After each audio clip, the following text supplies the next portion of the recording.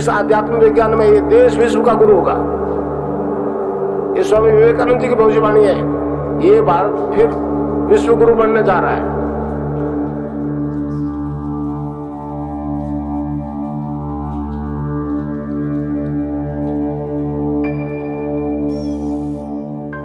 योग क्या है? योग जो है हमारे दर्शन में, योग का मतलब होता है आत्मा और परमात्मा का साक्षात्कार। योग मतलब प्लस।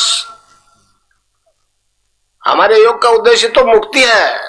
हमारे योग का मेन ऑब्जेक्ट मुक्ति है, रोग है ही नहीं। आप पातंजलि योग दर्शन उठा के देख लो, उसमें रोग का एक शब्द आपको नहीं मिलेगा कहीं भी। वो तो वृत्तियों के बदलाव की बात करता है, केवल पद पर पहुंचने की बात करता है। 195 सूत्र में मनुष्य को केवल पद पर पहुंच जाएगा, वो अपने असली स्वरूप में ट्रांसफॉर्म कर दिया। तो इसको सिद्ध योग कहते हैं। सिद्ध, ये सिद्ध योग है। तो ये सिद्ध योग ऐसा योग है जो आपके अंदर जो चेतन सत्ता बैठी है वो करवाती है। तो इस प्रकार जो योग हो रहा है उससे सारे शारीरिक रोग खत्म हो रहे हैं, चाहे साइंस ने उसको इनक्योरेबल कह दिया।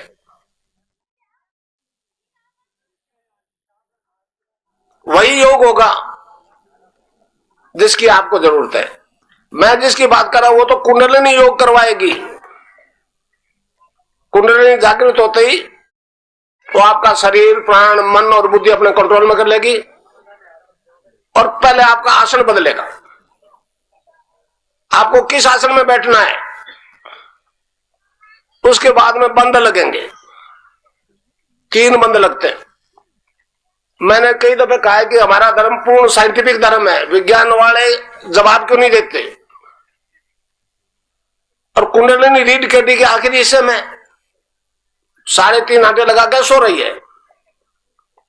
वो जब जागृत हो जाएगी तो ऊपर कैसे उठे? साइंटिफिक ढंग से उसको कोई नीचे से पुश करेगा, धक्का देगा, तो ऊपर उठेगी। तो योग में 5 प्रकार के वायु होते हैं, प्राण, अपान, समान, उदान और व्यान।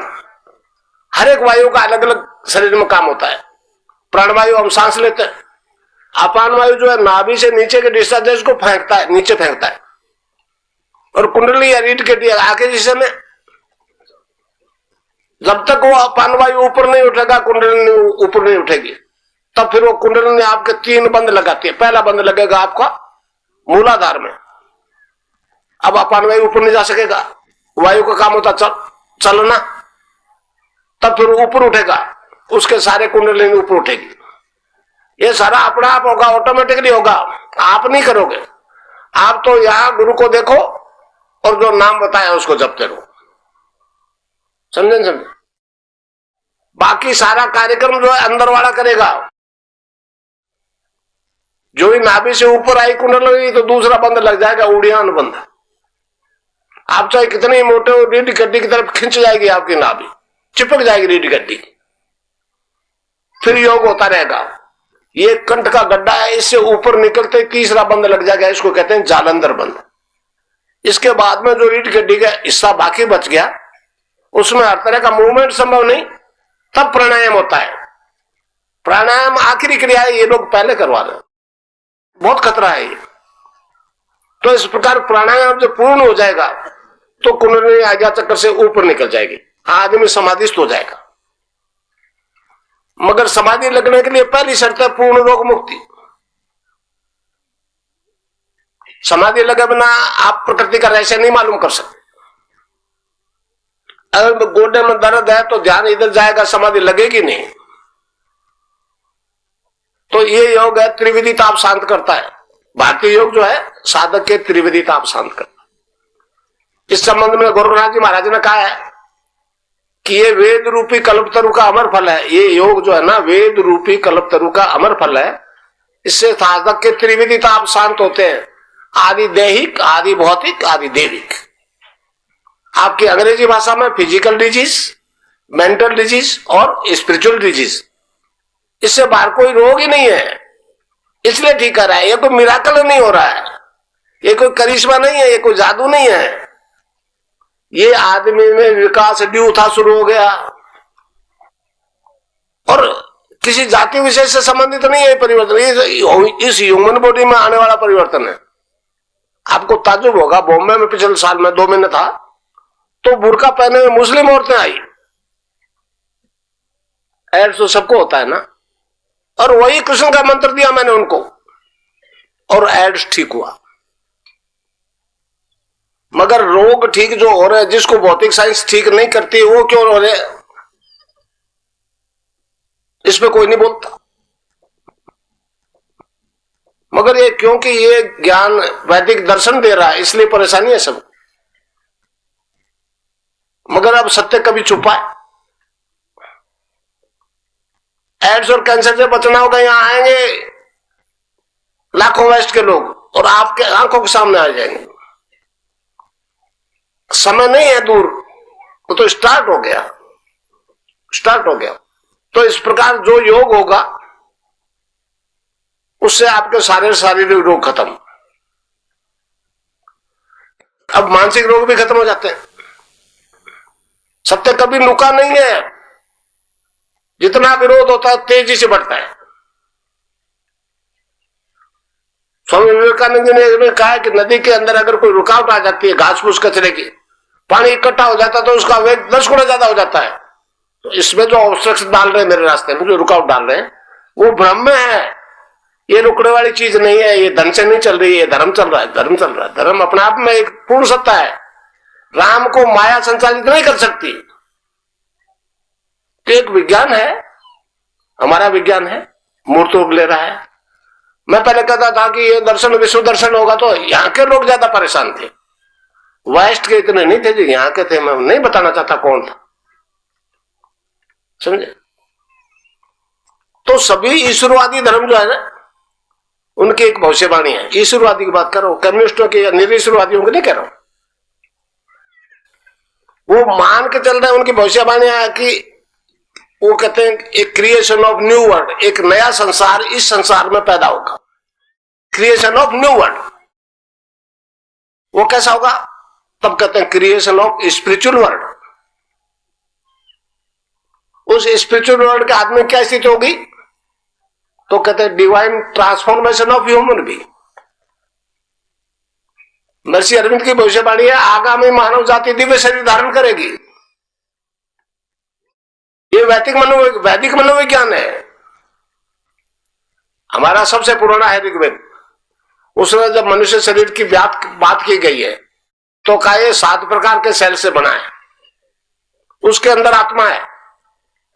फिर वो अलग अलग सेल्स की बात करते हैं। तो पहले मैटर से शुरू करते हैं, अन्न से। ये शरीर बना, उसमें पहले अन्न, अन्नमय कोश, प्राणमय कोश, मनोमय कोश और विज्ञानमय कोश।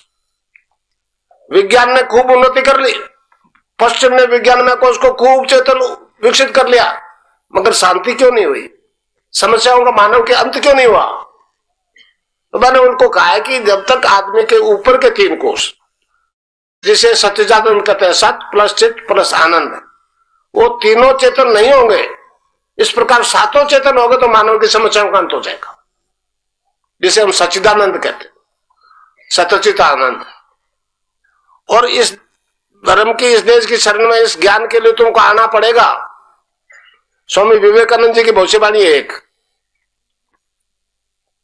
उन्होंने कहा कि जब मेरे पश्चिम के कई अनुयायी यहां आएंगे और तुमको कहेंगे कि तुम कर क्या रहे हो, धर्म कर्म और रहन सहन में, चाल चलन में आपका धर्म हमारे से कहीं अच्छा है, हम उसको स्वीकार कर रहे हैं, यहाँ के आप क्या कर रहे हो, तब ये देश मानेगा।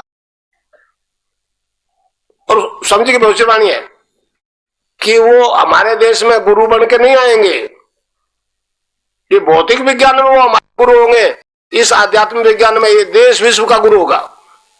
ये स्वामी विवेकानंद जी की भविष्यवाणी है।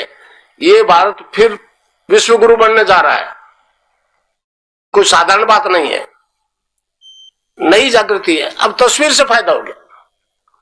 अब वो हड़बड़ा रहे कि तस्वीर से योग क्यों हो रहा है। मैंने उसको कहा, मैंने वेस्ट वालों का मैंने कहा आपने मैटर के साथ बहुत ज्यादती की, अब मेट्रो बदला ले रहा है तुमसे, मेरी तस्वीर से योग हो रहा है। मैंने कहा तो तस्वीर तो निर्जीव है ना,